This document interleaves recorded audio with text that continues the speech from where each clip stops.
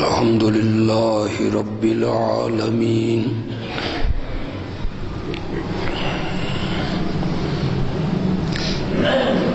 والعاقبة للمتقين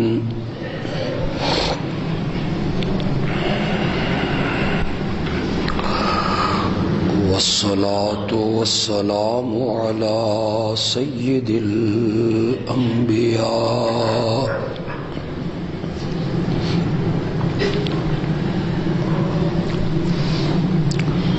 على سيد الأنبياء والمرسلين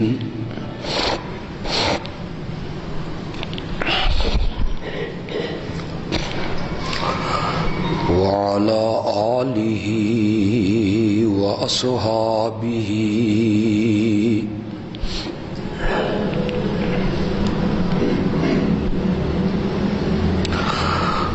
الذين هم خلاصة العرب الأربعة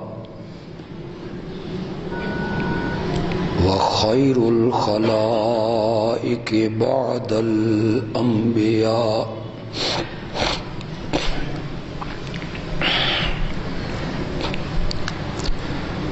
أما بعد فأعوذ بالله من الشيطان الرجيم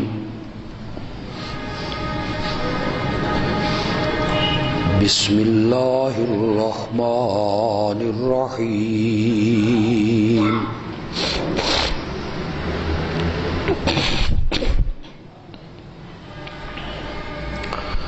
يا أيها الناس قد جاءتكم موعظة من ربكم وشفاء لما في الصدور وهدى ورحمة للمؤمنين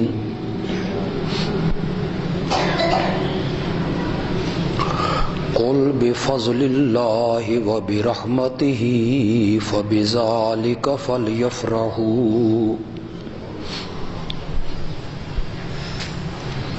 هو خير مما يجمعون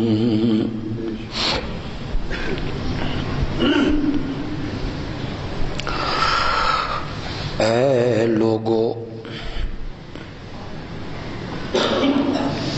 تمہارے پاس تمہارے رب کی طرف سے نصیحت آ چکی،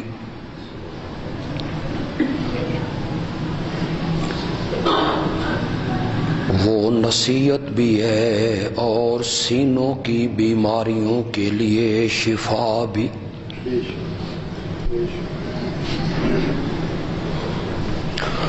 اور نری ہدایت بھی اور رحمت بھی مومنوں کے لیے۔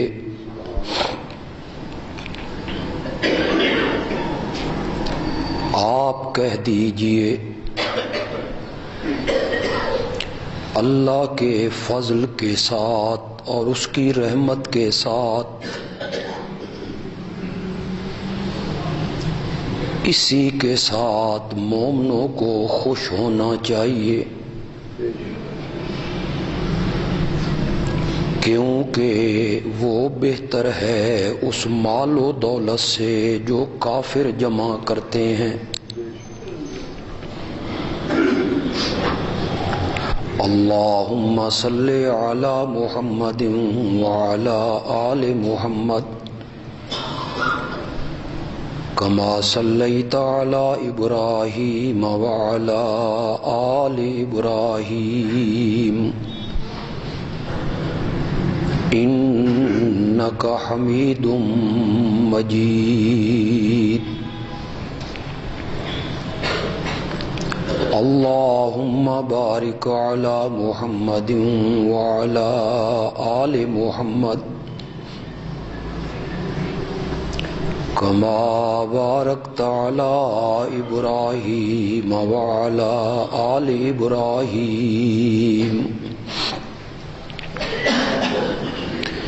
انک حمید مجید۔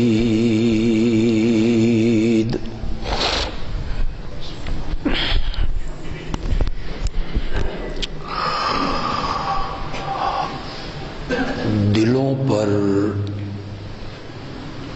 گناہوں کی وجہ سے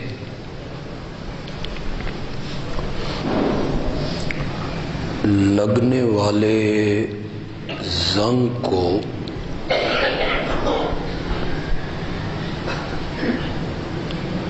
اتارنے کا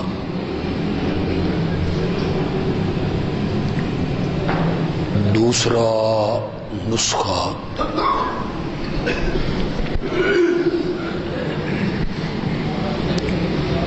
جو امام الانبیاء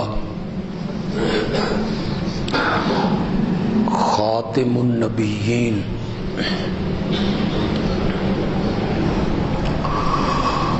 رحمت للعالمین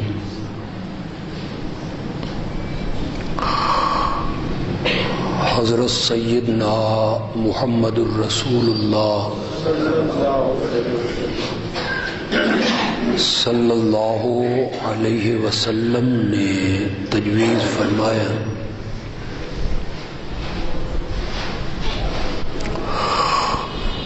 وہ ہے قرآن کو پڑھنا۔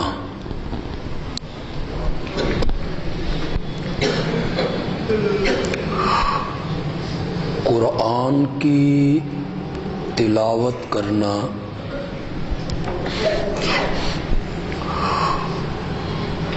اور قرآن کے احکام پہ عمل کرنا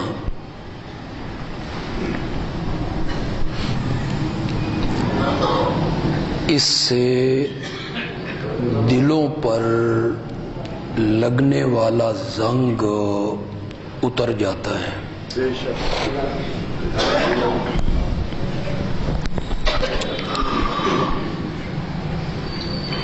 جس معاشرے میں اور جس دور میں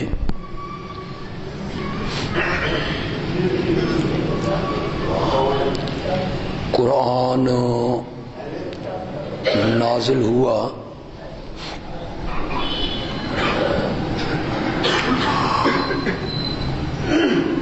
اس معاشرے کے لوگوں میں اور اس دور کے لوگوں میں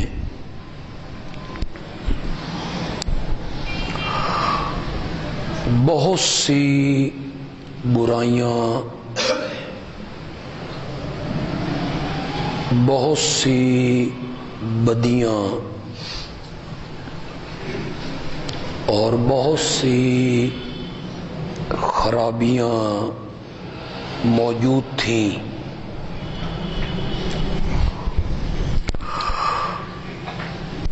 تو وہ معاشرہ تبدیل ہوا،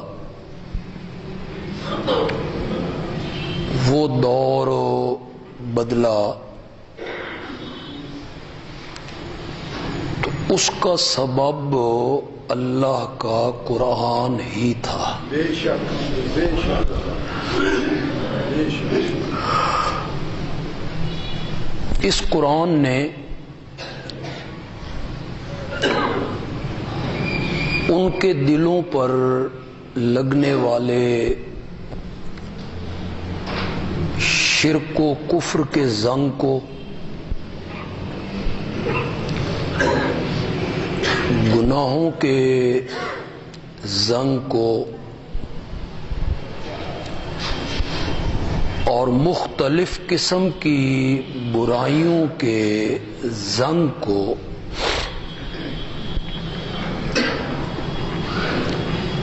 اس طرح سیکل کیا، نکھارا، اتارا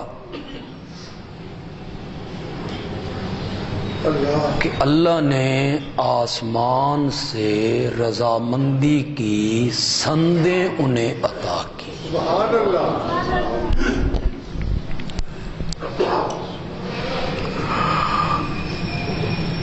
ان میں جو سب سے بڑی برائی تھی وہ شرک کی برائی تھی۔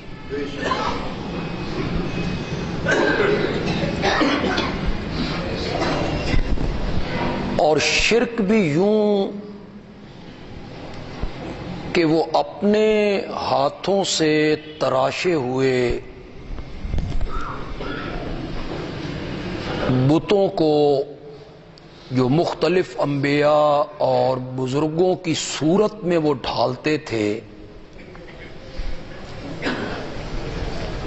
انہیں وہ اپنا معبود مانتے تھے۔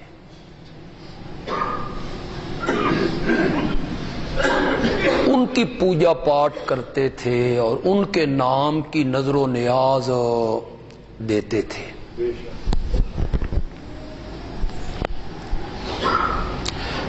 امام رازی رحمت اللہ علیہ اہل سنت کے ایک بڑے مشہور مفسر ہوئے ہیں 7ویں صدی میں۔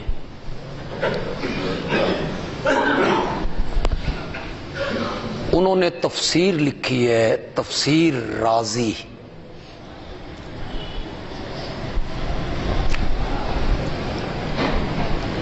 انہوں نے مشرکین مکہ کا جو عقیدہ ذکر کیا،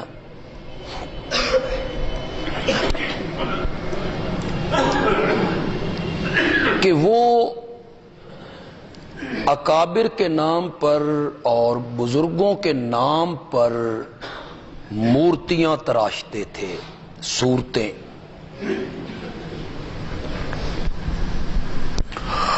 اور ان کا خیال یہ ہوتا تھا کہ جب ہم ان کی پوجا پاٹ کرتے ہیں تو جس بزرگ کی یہ مورتی ہے اس کی روح، اس کا اس کے ساتھ تعلق ہے اور وہ ہمارے حالات سے واقف ہے۔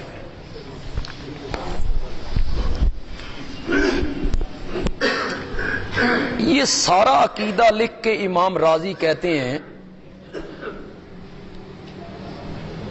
کہ اگر اس عقیدے کے لوگ ہمارے دور میں دیکھنے ہوں تو ان لوگوں کو دیکھیں جو بزرگوں کی قبروں کی پرستش میں مبتلا ہیں۔ ذہن میں رہے کہ یہ 7ویں صدی کی بات ہے، ہم 15ویں صدی میں، آج سے 800 سال پہلے کی بات۔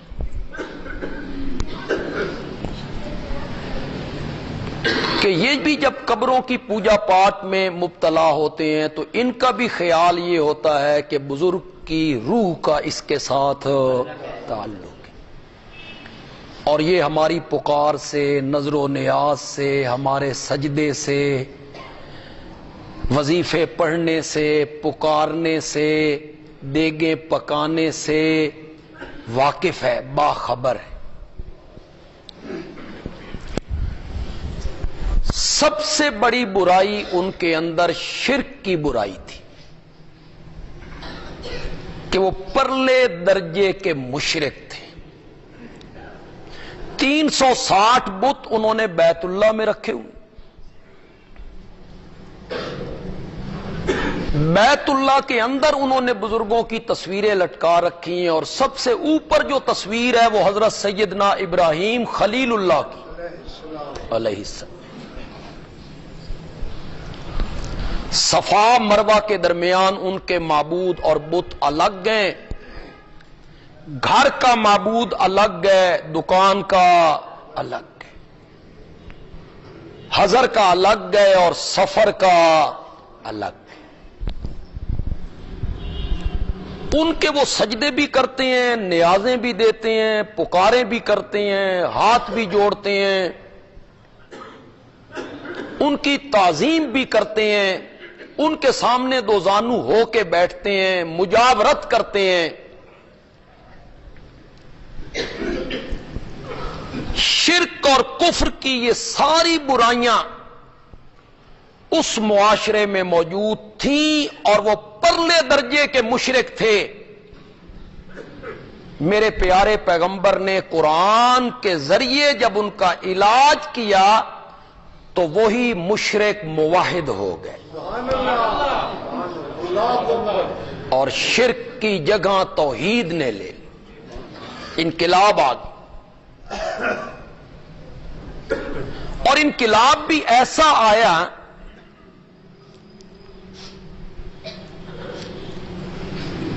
کہ انہی میں سے ایک آدمی احرام باندھنے کے بعد حجر اسود کو چومنے لگا. بے شک بے شک. وہی لوگ جو کبھی بت چومتے تھے، ان پتھروں کو چومتے تھے اور اس سے تبرک حاصل کرتے تھے اور اسے وہ تعظیم سمجھتے تھے ان کی، وہ حجر اسود کو چومنے لگا تو اس کے ذہن میں آیا کہ میرے ارد گرد نئے نئے مسلمان ہونے والے لوگ کھڑے ہیں، میں حجر اسود کو چوموں گا تو یہ سمجھیں گے سن بتاں دے چومن تو منع کر دینے،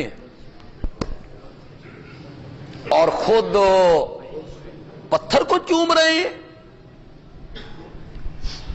تو ہم نے شرک کو چھوڑا اور اس طرف آئے تو اس طرف بھی وہی معاملہ ہے.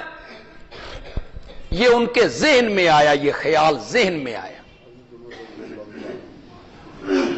کہ یہ نئے نئے جو لوگ مسلمان ہوئے ہیں یہ سمجھیں گے کہ یہ پتھر کو چوم رہے ہیں. تو وہ آدمی، وہ صحابی حجر اسود سے 4 قدم پیچھے ہٹ گئے سبحان اللہ. اور پیچھے ہٹ کے کہتا انی عالم انکا حجر لا تنفع ولا تضر. بے شک بے شک بے شک. میں اچھی طرح جانتا ہوں تم ایک بے جان پتھر ہے، میرا نفع میرا نقصان تیرے ہاتھ میں نہیں ہے. ولولا رأیت رسول اللہ صلی اللہ علیہ وسلم یقبلک ما قبلتک، اگر میں نے آمنہ کے لال کو نہ دیکھا ہوتا کہ وہ تجھے چوم رہے ہیں تو عمر تجھے کبھی نہ چوم. بے شک. اللہ. کیسا انقلاب آیا، اور میرے نبی نے ان کے دلوں میں لگنے والے شرک کے زنگ کو قرآن کے نور سے ہٹا دیا. مواحد سبحان اللہ. یہ چومنے میں بھی بھلا کوئی تعظیم ہوتی؟ اسی کا نام تعظیم ہے. اس چوکھٹ کو چومو، اس چوکھٹ کو چومو، اس قبر کو چومو، اس تعزیے کو چومو، یہ شریعت نے سکھایا ہے. حجر اسود کے علاوہ ہاں جی. بے شک بیت اللہ کے کسی حصے کو بھی چومنا جائز نہیں ہے. بے شک بے شک. سن رہے ہو کہ کون نہیں سن رہے ہو؟ جو اللہ کا جی، بیت اللہ کے کسی حصے کو بھی چومنا شریعت نے جائز قرار نہیں دیا. مسجد کو چومنا نہ، وہ صرف حجر اسود کے لیے. یہ نہیں ہے کہ کسی قبر کو آپ چومنے لگ جائیں. تو چومیں گے تو جھکیں گے، جھکیں گے تو ماتھا اس پہ لگے گا، آپ چومیں گے. سجدہ کس کا نام ہے؟ کس کو سجدہ کہتے ہیں؟ سجدہ سبحان ربی الاعلی کے پڑھنے کو کہتے ہیں. یہ تو جاہلوں کا خیال ہے کہ ہم کوئی سبحان ربی الاعلی پڑھتے ہیں تو سجدہ سبحان ربی الاعلی کہنے کا نام ہے. جاؤ علماء سے مسئلہ پوچھو کہ ایک نماز میں ایک آدمی نے اپنی پیشانی زمین پہ رکھ کے اٹھا لی، کچھ بھی نہیں پڑھا، نماز اس کی ہوئی یا نہیں ہوئی؟ ہو گئی. تو سجدہ تو فرض ہے نماز میں، تو نماز میں اگر فرض رہ جائے تو نماز ہو جاتی ہے؟ نہیں ہوتی نماز. اس کا مطلب یہ ہے کہ جب ماتھا زمین پہ ٹیک دیا تو سجدہ ادا ہو گیا، سجدہ ادا ہو گیا. سبحان ربی الاعلی کا پڑھنا تو سنت ہے، واجب بھی نہیں ہے کہ آپ کو سجدہ صاحب بھی کرنا پڑے. یہ مغالطہ دیتے ہیں وہ لوگ کہ سجدہ تو تب بنتا ہے جب ہم سبحان ربی الاعلی پڑھیں. سجدہ سبحان ربی الاعلی کے کہنے کا نام نہیں ہے، سبحان ربی الاعلی پڑھنے کا نام نہیں ہے. سجدہ نام ہے ماتھے کو زمین پر رکھنے کا. انحنا کو بھی منع کیا، جھک کے یوں کسی کو ملنا منع کیا ہماری شریعت میں. انحنا جسے ہم کہتے ہیں، جھکنا جسے ہم کہتے ہیں، اس سے ہماری شریعت نے منع کیا ہے کہ اس کے لیے اگر کوئی ذات لائق ہے تو وہ صرف کس کی ذات ہے؟ یہ پیشانی اتنی کمینی پیشانی ہے، ادھر سجدہ ادھر سجدہ، کبھی آگ پر، کبھی پہاڑ پہ، کبھی پانی پہ، کبھی قبر پہ، کبھی تعزیے پہ. یہ پیشانی اتنی ذلیل کی ہوئی ہے. اس پیشانی کو میرے رب نے قدرت کے دونوں ہاتھوں سے سنوارا ہے. تو جس اللہ نے اسے بنایا ہے یہ پیشانی جھکنی بھی صرف ہو اسی کے سامنے. اشرف المخلوقات ہو کے جانوروں کے سجدے کرتا ہے. انا للہ تو اشرف المخلوقات ہے.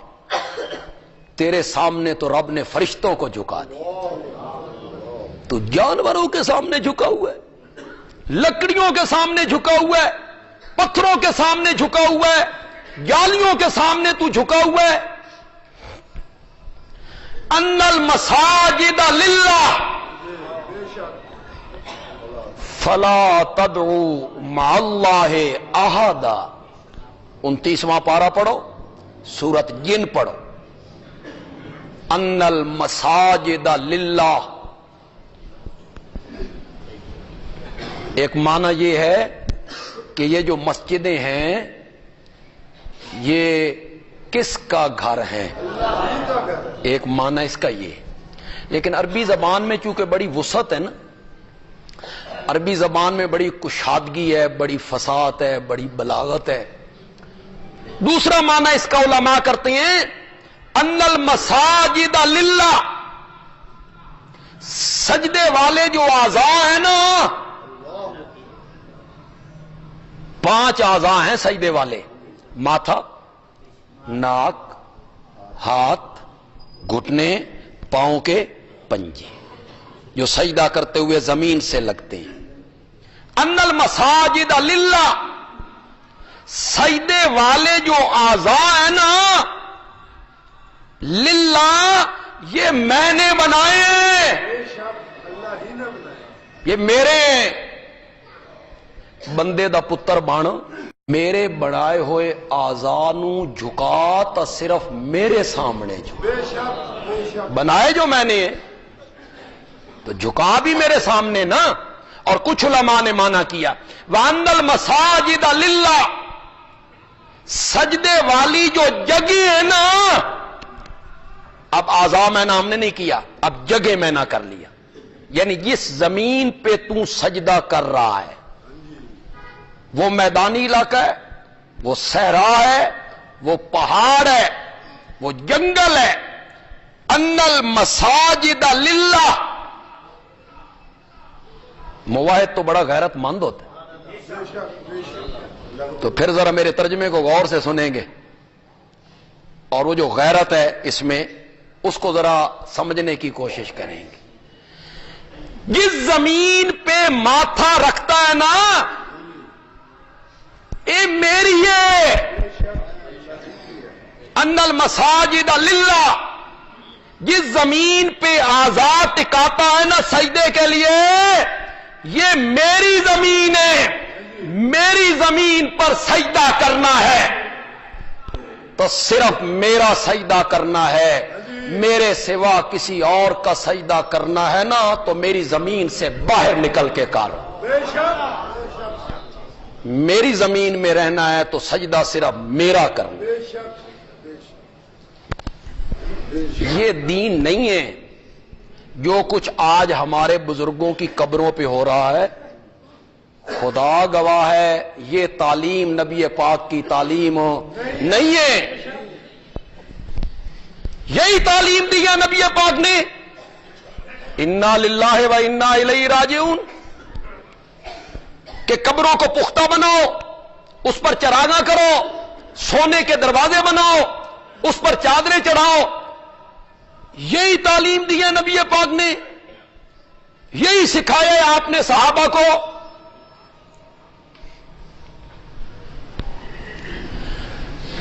جو یہاں ہو رہا ہے،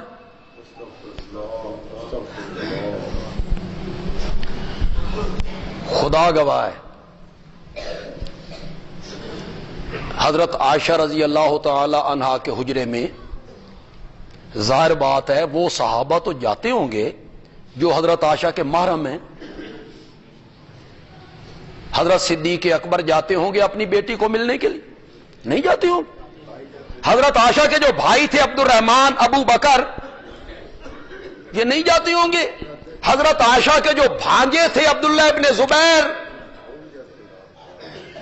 ان سے تو بڑا پیار تھا حضرت عائشہ کو، اپنی کنیت ان کے نام پر کرتی ہیں،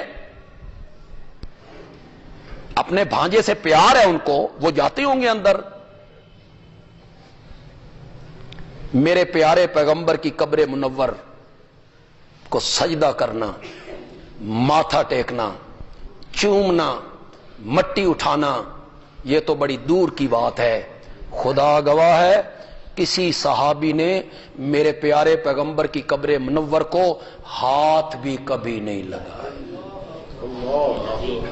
چھوا ہو، ہاتھ بھی کبھی نہیں لگا. حضرت علی کو چاہیے تھا نا کہ مجاور بن کے بیٹھتے، مجاور بنتے نا،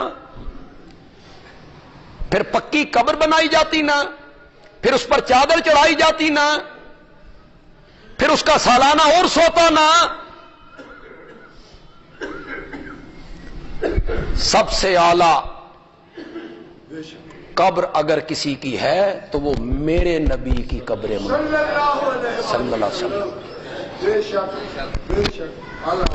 زندہ جبریل ہے، سید الملائکہ ہے.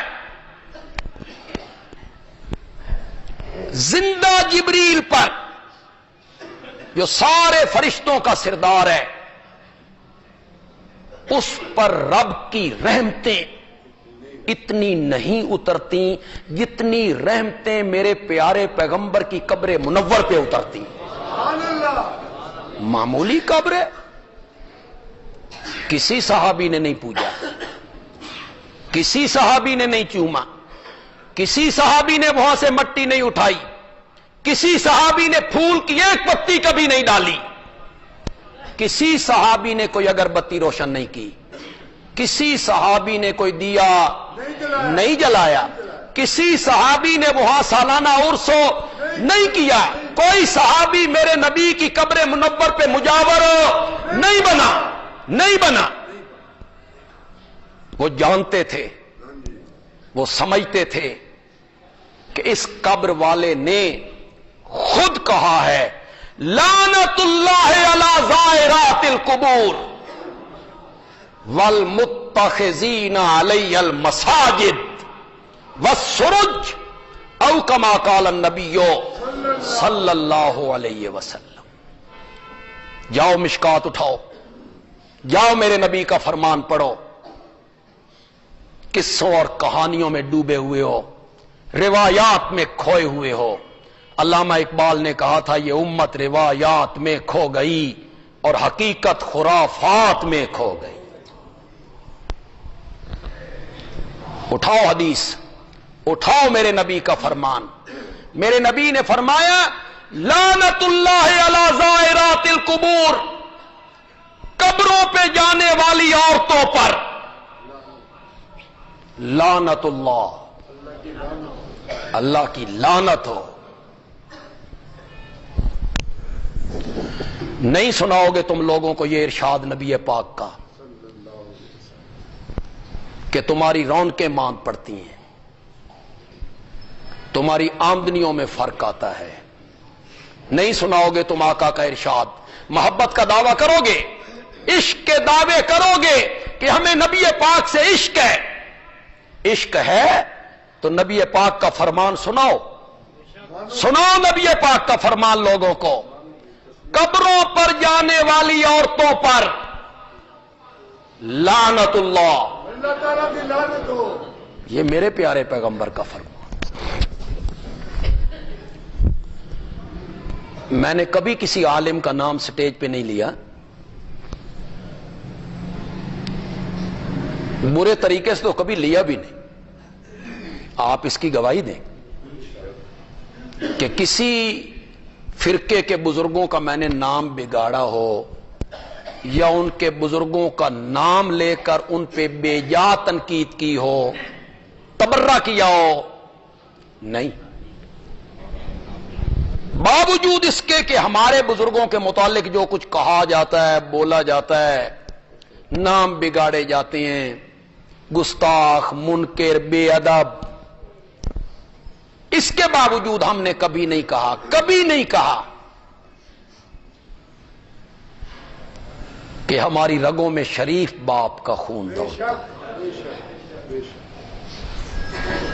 ہم ایک اچھے خاندان سے تعلق رکھتے ہیں، ایک باحیا ماں کا دودھ پیے، اللہ نے کچھ علم سے بھی نوازا ہے، اور علم اس بات کی اجازت نہیں دیتا کہ آپ بس زبانی کریں، اوچھی تنقید کریں، کسی کو ہٹ کریں، کسی کو ضد کریں۔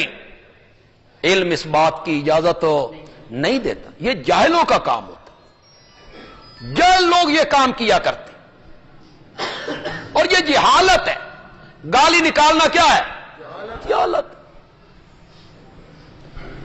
بس زبانی کرنا جہالت ہے، کسی کے بزرگوں کو برا بھلا کہنا جہالت، علم نہیں ہے۔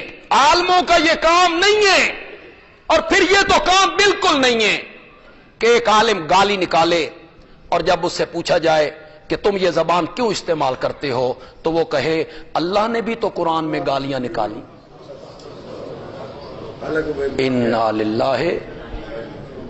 جس بندے کو رب نے سورت نون میں، سورت قلم میں سخت سست کہا، چغل خور ہے، مشکوک النسب ہے، جس بندے کو کہا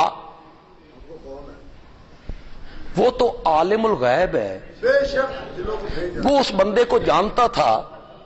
پھر کہا تم جنہیں حرام زادہ یا دلہ یا سور کہہ رہے ہو، تم بھی عالم الغیب ہو، تم بھی جانتے ہو کہ یہ کس کیٹیگری کے بندے ہیں جن کو تم حرام زادہ کہہ رہے ہو۔ مجھے کیا حق پہنچتا ہے کہ میں کسی کو کہوں وہ یہ حرام زادہ ہے؟ یہ تو اس کی ماں کو گالی دینا، اس کے نسل اور نسب پہ شک کرنا بڑی گندی بات، خدا کی قسم غلیظ بات ہے، گند ہے میرا۔ کسی کو مشکوک النسب کہنا، کسی کو حرام زادہ کہنا۔ لیکن یہاں گالیاں نکالی جاتی ہیں ماؤں بہنوں کی، اور سننے والے کہتے ہیں سبحان اللہ، یہ قوم ہے، واہ کیا بات ہے قوم کی۔ اتنی اندھی عقیدت بھی کبھی ہوئی کہ بندہ عقیدت میں سچ اور جھوٹ کو بھول بیٹھے، کھرے اور کھوٹے کو بھول بیٹھے؟ اتنی اندھی عقیدت بھی کبھی ہوئی؟ صحابہ سے سیکھو، سبحان اللہ، سبحان اللہ، سبحان اللہ۔ غلط بات کی کبھی تائید نہیں کرتے۔ حضرت عمر رضی اللہ تعالیٰ عنہ ایک دفعہ کہنے لگے آج کے بعد جس بندے نے زیادہ مہر باندھا نا میں کوڑے ماروں گا۔ تم زیادہ مہر باندھنے لگ گئے ہو، لاکھوں میں، ہزاروں میں۔ باہر نکلے تو ایک بوڑھی عورت ملی، اس نے کہا تم کوڑے مارنے والے کون ہوتے ہو؟ جبکہ اللہ قرآن میں کہتا ہے کہ اگر تم اپنی عورتوں کو مہر میں بقنطارن خزانہ بھی دے بیٹھو تو طلاق کے بعد وہ چیز ان سے واپس نہ لو۔ رب کہتا ہے بے خزانہ بھی دے دو تو واپس نہ لو۔ تم کون ہوتے ہو محدود کرنے والے؟ حضرت عمر نے فوراً رجوع کیا اور فرمایا واہ، عمر کی اصلاح ایک بوڑھی عورت نے کر دی۔ اچھی بات۔ اندھی عقیدت ہوتی ہے کہ جو وہ کہتے چلے جائیں پھر ان کی تعویلیں کرتے رہو۔ نہیں جی نہیں، انہوں نے یوں نہیں کہا تھا جی، کہنے کا یہ مطلب تھا۔ کیوں؟ انہوں نے پشتو میں کہا ہے یا عربی میں کہا ہے یا فارسی میں کہا ہے، اردو میں کہا ہے، اس کی آگے تعویلیں کرتے ہیں۔ نہیں جی، اس کا یہ مطلب تھا اور یہ مطلب تھا، پھر اس کے مطلب نکالنے لگ جاتے ہیں۔ لیڈر ایک بات کرتا ہے اور اس کے جو چمچے ہوتے ہیں وہ دوسرے دن تعویلیں کرنی شروع کر دیتے ہیں۔ نا جی یہ مطلب تھا جی، ان کے کہنے کا یہ مطلب تھا جی۔ اندھی عقیدت ہے، اندھی۔ بندے کو اندھا مقلد نہیں ہونا چاہیے، سچ اور جھوٹ کی پہچان ہونی چاہیے۔ جو بندہ غلط بات کرے وہ غلط ہے بات۔ میں غلط بات کہوں مت مانو اس غلط بات کو۔ میں انسان ہوں، مجھ سے غلطی ہو سکتی، ایک عالم سے ہو سکتی ہے، ایک ولی سے ہو سکتی ہے، ایک محدث سے ہو سکتی ہے، ایک مفسر سے ہو سکتی ہے، ہر ایک سے غلطی ہو سکتی ہے۔ کوئی ہم پر وہی آتی ہے کہ ہم غلطیوں سے معصوم ہیں۔ ہمارے فارسی میں ایک مقولہ ہے، عذر گناہ بدتر از گناہ۔ گناہ کا عذر کرنا یہ گناہ کرنے سے بھی بدتر۔ پہلے بندہ گناہ کرے پھر اس کا بندہ عذر پیش کر، نہیں جی یہ مطلب تھا جی، اس کا یہ مطلب تھا۔ انسان وہ ہوتا ہے جو اپنی غلطی کا کیا کرے، احساس کرے کہ ہاں مجھ سے یہ غلطی ہو۔ میں نے کبھی کسی کا نام نہیں لیا، کسی فرقے کا میں نے کبھی نام نہیں لیا، فرقے کے بزرگ کا میں نے کبھی نام نہیں لیا۔ آپ یقین کریں میں دوسروں کے بزرگوں کا بھی اسی طرح احترام کرتا ہوں جس طرح میں اپنے بزرگوں کا احترام کرتا ہوں، کہ بزرگ ہر ایک کو پیارے ہوتے ہیں۔ جس طرح میرے بزرگ مجھے پیارے ہیں، دوسرے فرقے کے لوگوں کے بزرگ ان کو پیارے ہیں، ان سے عقیدت ہے ان کی۔ تو میں جب بس زبانی کروں گا تو انہیں تکلیف ہوگی، تو پھر وہ میرے بزرگوں کے متعلق کریں۔ لیکن یہاں صرف سمجھانے کے لیے نام لے رہا ہوں۔ مولانا احمد رضا خان صاحب بریلوی، انہوں نے اپنی کتاب احکام شریعت میں لکھا، ان سے پوچھا گیا عورت اجمیر شریف کے عرس پہ جا سکتی ہے؟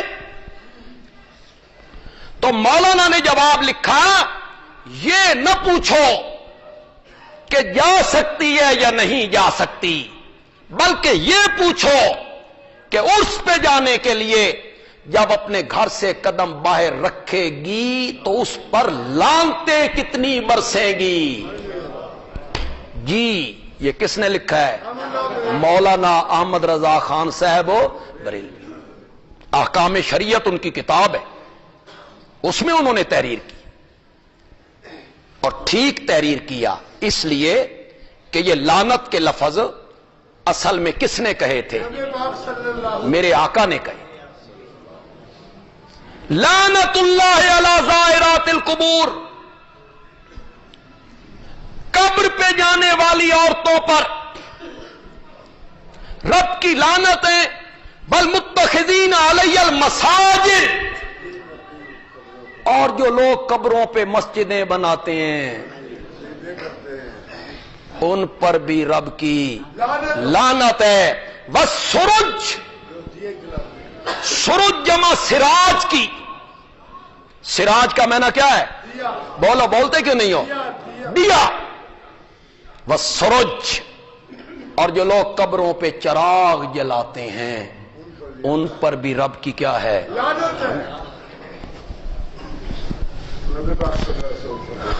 پکی قبر بنانے سے منع کی؟ نہیں منع کی، نہیں منع کیا۔ ہوں تے تواڈے قبرستان دے باہر بھی لکھے ہوا بھی پکی قبر نہ بناؤ، کیوں؟ ہوں خیال آیا جی؟ یہی تو فلسفہ تھا، یہی تو فلسفہ تھا جو تمہیں اب سمجھ آیا۔ پکی قبریں نہ بناؤ، اس کا فلسفہ کیا تھا؟ کہ اگر پکی قبریں بننی شروع ہو گئیں تو پھر تو زمین پر قبریں ہی قبریں ہو جائیں گی، اس نے مٹنا ہی کوئی نہیں. اس لیے فرمایا کچی قبریں بناؤ کہ وہ مٹتی رہیں، دوسری قبریں. پکی قبریں بنانے سے میرے نبی نے منع کی.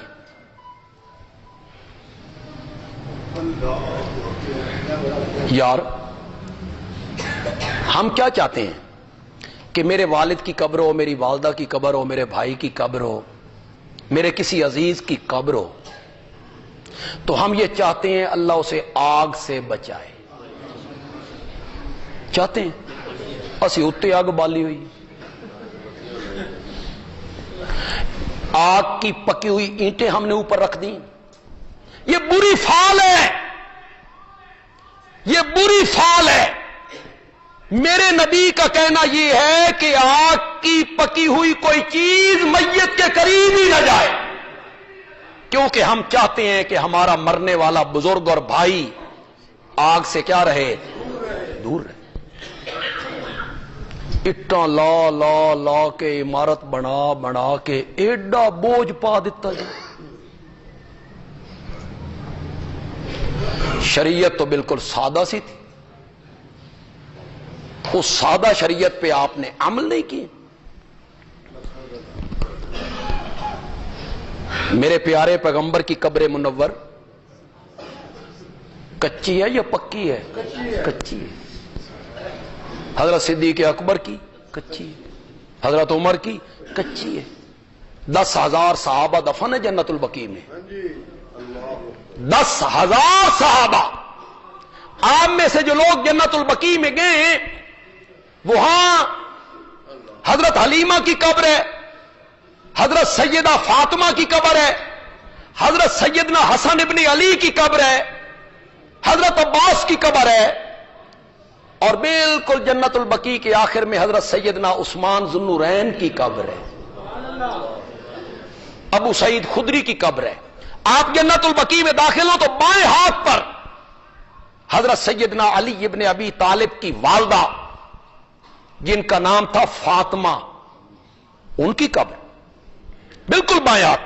گیٹ سے آپ داخل ہو تو بائیں ہاتھ ان کی قبر ہے.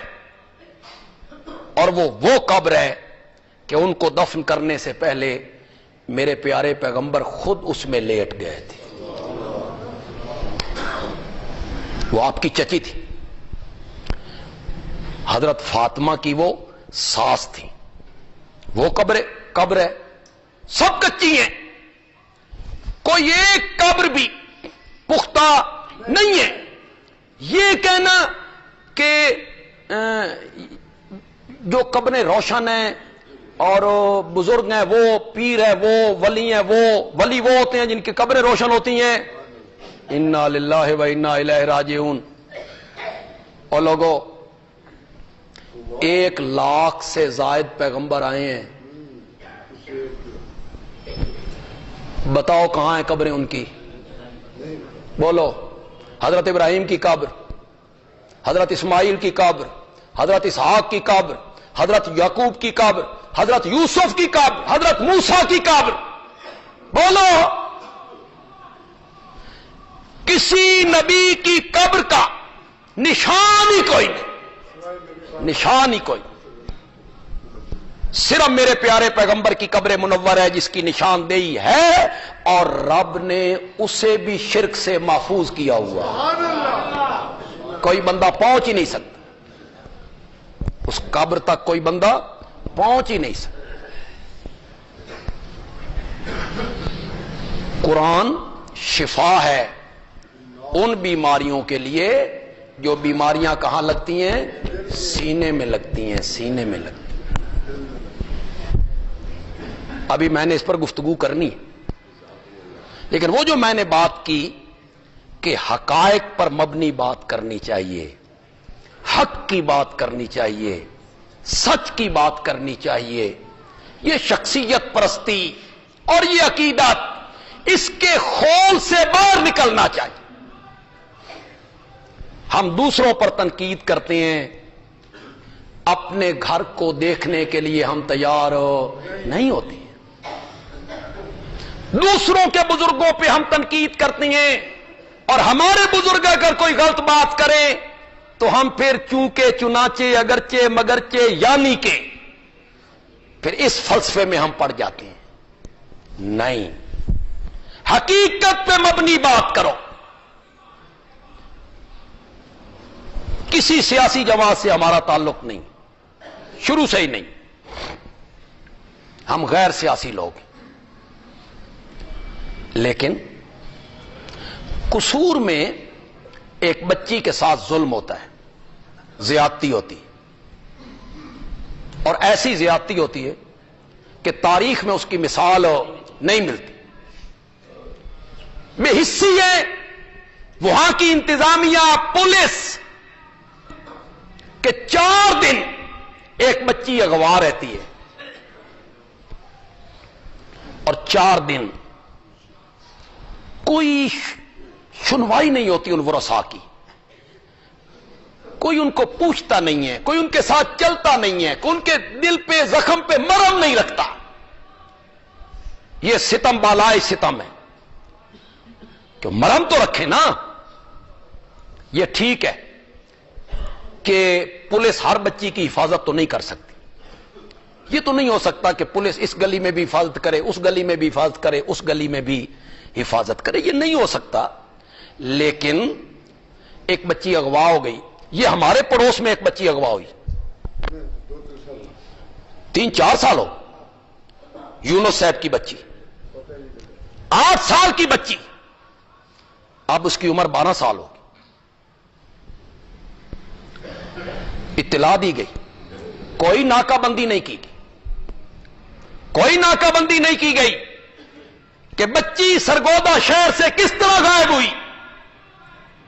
خدا کی قسم کبھی کبھی مجھے تصور آئے، اور وہ جو مجھے یونس وہ ملے، ہمارا عزیز ہے وہ، میں اس کو دیکھ کے حیران ہوتا ہوں، بے زندہ کی ہے،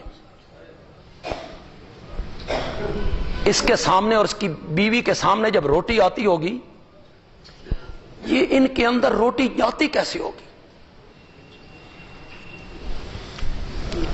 جب میرے دل کی یہ کیفیت ہے کہ ایک بچی ہے، اب اس کی عمر 12 سال کی ہے، اب وہ جوانی کی دہلیز پر پہنچنے والی ہے،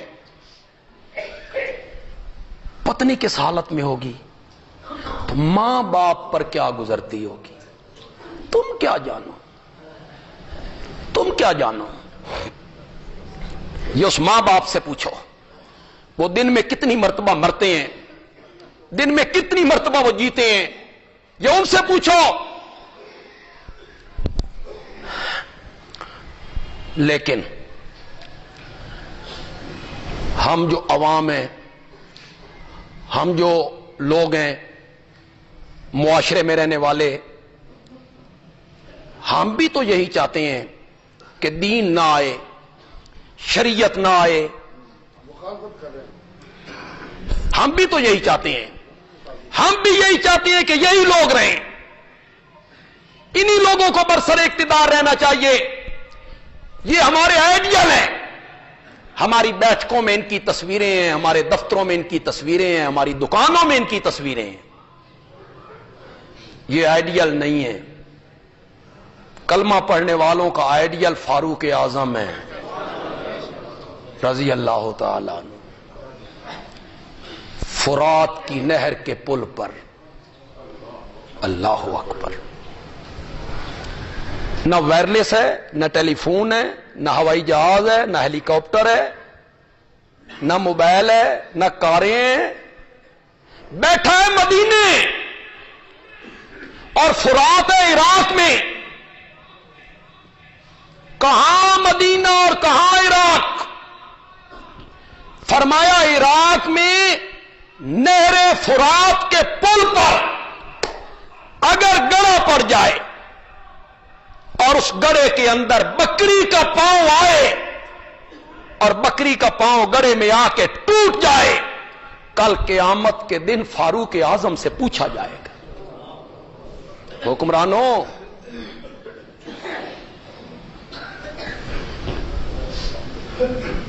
کھلے گٹروں میں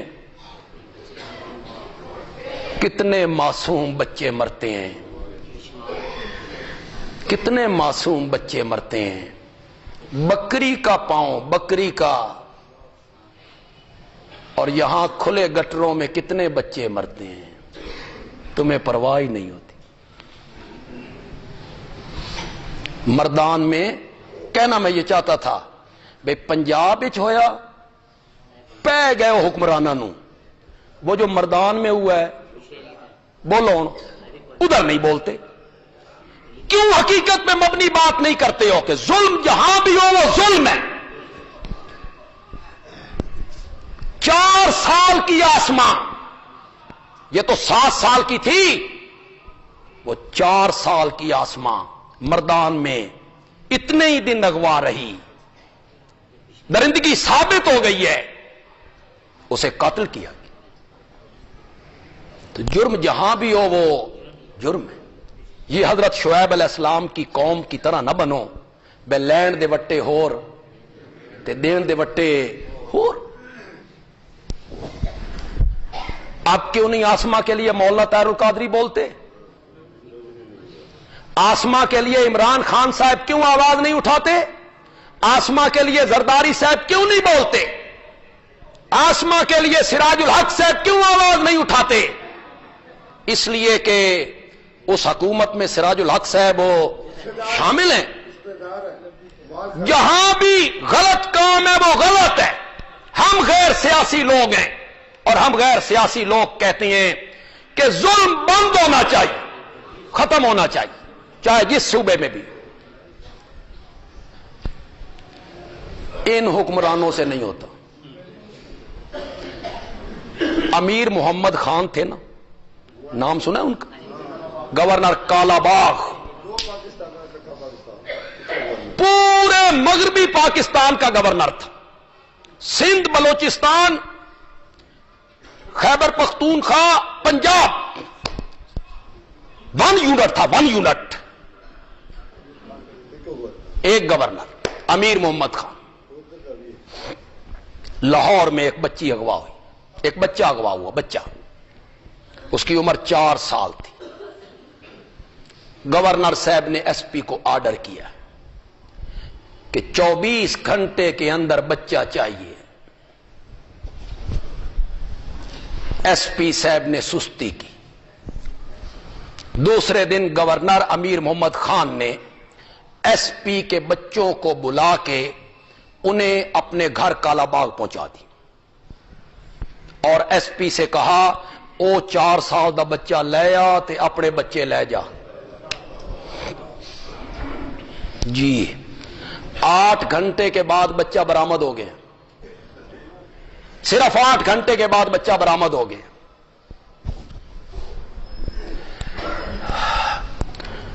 دیکھیں اس کے اسباب پر غور کریں۔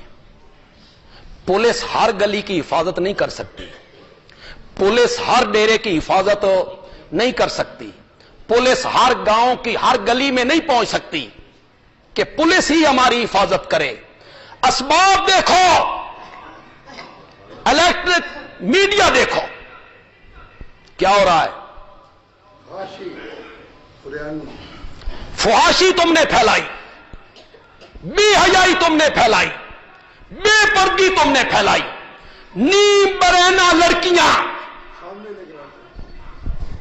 تم میڈیا پہ لے کے آئے، ڈرامے، فلمیں، ہر بورڈ پر تم نے حوا کی بیٹی کی تصویر سجائی، ہر بورڈ پہ سجائی، چائے کا بورڈ ہو، موبائل کا کوئی بورڈ ہو، اس پہ تم نے عورت کی تصویر کو ٹانک دیا۔ تم نے مخلوط تعلیم کو رواج دیا، تم نے پردے کی مخالفت کی، پردے کی تم نے مخالفت کی، کوئی پردہ نہیں ہے، یہ دقیانوسیت ہے، یہ عورتوں کو قید کرنا ہے۔ اسباب تم نے خود مہیا کیے ہیں۔ جب تم نے فحاشی اور بے حیائی معاشرے میں پھیلائی ہے تو معصوم زینب نے تو پھر لٹنا تھا، اس کا نتیجہ یہی نکلنا تھا۔ خدا گواہ ہے، آپ اپنے علماء سے جا کے پوچھیں کہ بندیالوی نے یہ بات کہی ہے، صحیح کہی ہے؟ اور میری بات آپ غور سے سنیں۔ جو پردہ عورت کا شریعت چاہتی ہے وہ پردہ ہمارے ہاں نہیں ہے، بالکل نہیں ہے. کسی شاید 1000 گھرانے میں، میں بھی 1000 بھی غلط کہہ رہا ہوں، شاید 10,000 گھرانوں میں ایک ہو. وہ پردہ جو شریعت کو مطلوب ہے، اگر ہم اس پردے پر عمل کریں تو پورے ملک میں زنا کا ایک کیس بھی نہیں ہو سکتا، نہیں ہو سکتا، ایک کیس بھی نہیں ہو سکتا. اس پردے پہ ہم عمل کریں. جب ہم نے عورت کو پردے سے باہر نکالا، مخلوط دفتروں میں کام ہونے لگا، سکولوں میں کام ہونے لگا، اور میڈیا پہ بچیوں کو نچوانے کی تعلیم دی گئی کہ ناچو، سٹیج پہ ناچو، ڈانس کرو، اور صبح کے پروگرام میں کرو. صبح 8 بجے 7 بجے کے پروگرام میں سٹیجوں پہ میڈیا نچوا رہا ہے لڑکیاں. اور خدا کے لیے صبح کوئی قرآن کی تعلیم دو، اسلامی تعلیم دو، ان بچیوں کو سمجھاؤ کہ تمہاری آئیڈیل شخصیت فاطمۃ الزہرا ہے. عصمت کیا ہوتی ہے، عزت کیا ہوتی ہے، حیا کیا ہوتا ہے، انہیں بتاؤ. فحاشی پھیلا کے پھر اب کہتے ہو کہ زینب جیسے واقعے، آسمہ جیسے واقعے پیش ہو گئے. اللہ ہمارے معاشرے کی حفاظت فرمائے. وقت چونکہ بڑا محدود ہوتا ہے، اور اللہ آسمہ کے قاتل اور زینب کے قاتلوں کے بارے میں تو کچھ اڑتی خبریں آ رہی ہیں کہ وہ پکڑا گیا ہے. اللہ کرے یہ خبر صحیح ہو اور اسے پکڑا جانا چاہیے، اور اسے ایسی سزا ملنی چاہیے جو پچھلوں کے لیے عبرت بن جائے، تاکہ آئندہ کوئی زینب نہ لٹے، کوئی آسمہ آئندہ نہ لٹے. درس قرآن انشاءاللہ 18 بلاک کی مسجد میں ہوگا.